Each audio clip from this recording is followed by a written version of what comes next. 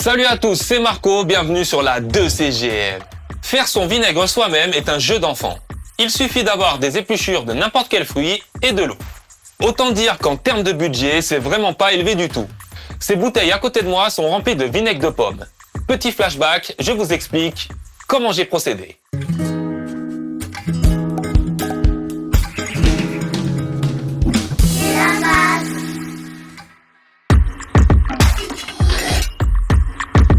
Comme je vous le disais, ça marche avec tous les fruits. On part sur des pommes. J'en ai une caisse entière, c'est parfait pour ce premier exemple. C'est parti pour la corvée épluchage. Si des parties commencent à être gâtées mais ne sont pas moisies, conservez-les. C'est le processus de transformation qui a débuté. Concernant les pommes proprement dites, à 5, ça part plutôt vite. Pas de panique, celles qui n'auront pas le temps d'être mangées à temps termineront soit en compote, soit en tarte. Je me retrouve avec un joli tas d'épluchures et de trognons qui fait environ 4 kg. J'en ai fait une quantité énorme pour en avoir d'avance, mais rien ne vous empêche d'en faire beaucoup moins. Les enfants viendront plus tard dans la vidéo vous montrer que c'est possible. J'envoie le tout dans un récipient assez grand. Cette Dame Jeanne de 15 litres fera bien l'affaire. Il est préférable d'utiliser de l'eau qui ne contient pas de chlore, histoire de ne pas tuer les bactéries qui font le taf. Si vous utilisez de l'eau du robinet, soit vous la faites bouillir et vous la laissez refroidir, soit vous la laissez reposer quelques heures, le temps que le chlore s'évapore. Je complète donc avec de l'eau, en laissant de la marge car ça va fermenter. J'ai envoyé 12 litres pour ma part. Le sucre naturellement présent dans les fruits suffit normalement pour que la réaction se passe dans de bonnes conditions. Mais j'en rajoute un peu pour faciliter la chose. 4 cuillères à soupe par litre est mon dosage habituel. Je remue bien. Vu la taille de la Dame Jeanne, c'est assez galère de trouver un outil adéquat. Et je couvre l'embouchure avec un linge. Cette protection est là pour éviter que des insectes en tout genre entrent à l'intérieur. Car dès que ça commence à fermenter, ça les attire vraiment vite fait. Il ne reste plus qu'à oublier tout ça dans un coin pendant 2 semaines, dans un endroit bien chaud. Ça commence assez rapidement en fonction de la météo. Vous allez vite remarquer que le mélange devient bulleux car il produit du gaz. Pensez à remuer tous les 2 jours pour que ça ne soit pas tout le temps les mêmes morceaux qui soient au contact de l'air. La première réaction qu'on appelle fermentation alcoolique est la transformation du sucre en alcool. D'ailleurs, ça commence à bien sentir le cidre par ici. Votre liquide va évoluer au fil des jours. L'odeur de cidre se métamorphose peu à peu en odeur de vinaigre. C'est la fermentation acétique qui a commencé. L'alcool se transforme en vinaigre au contact de l'air ambiant. C'est pour ça que quand des fruits tombent au pied d'un arbre, dans un jardin ou un verger, ça sent rapidement l'alcool ou le vinaigre. On est en train de créer exactement le même phénomène de façon maîtrisée. Comment faire du vinaigre soi-même est l'une des premières vidéos que je voulais tourner pour cette chaîne.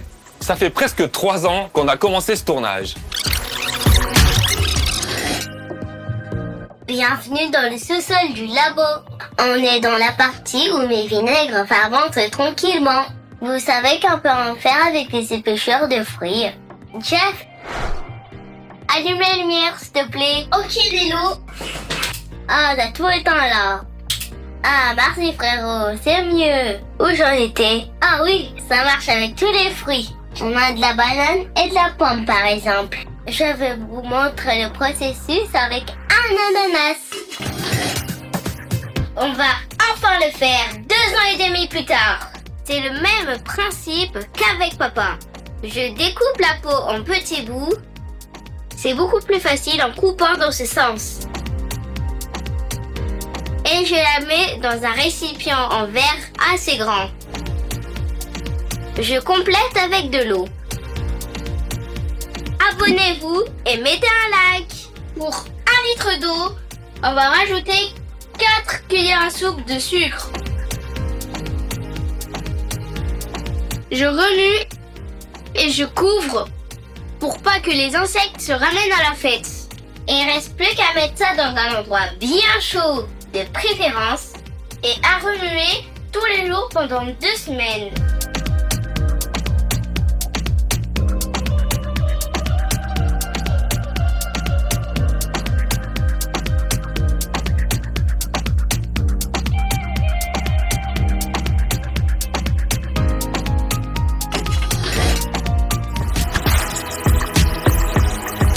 Environ 2 semaines plus tard, c'est le moment de filtrer pour récupérer seulement le jus.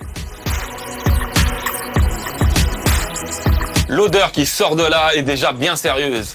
Je dépose un linge propre sur une passoire. Et je vide le contenu de la Dame Jeanne petit à petit. Je presse pour récupérer un maximum de jus. Vu la quantité de malade que j'ai faite, je suis obligé de le faire en plusieurs fois.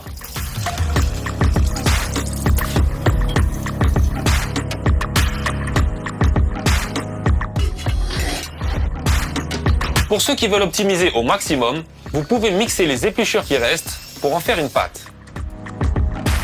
Il suffit de la laisser fermenter à son tour dans un coin pendant un maximum de temps.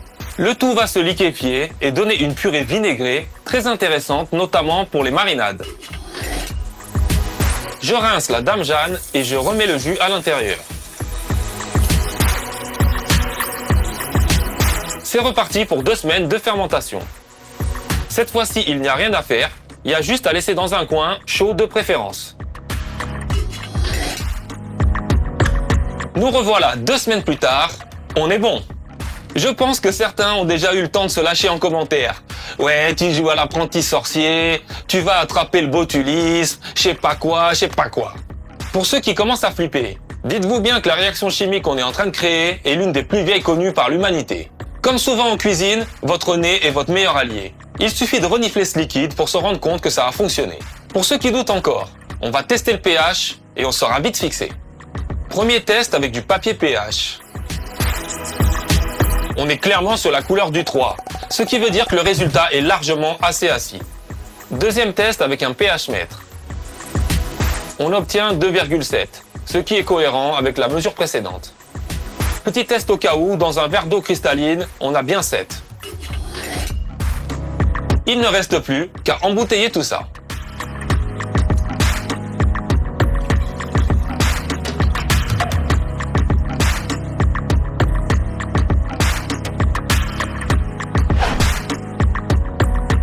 Et voilà, beaucoup de vinaigre pour les salades de maman.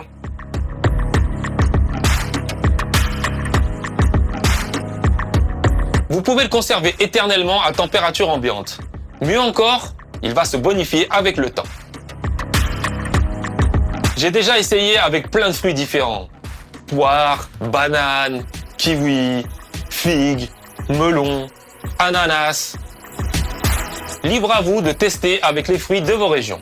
À la semaine prochaine sur la 2CGM.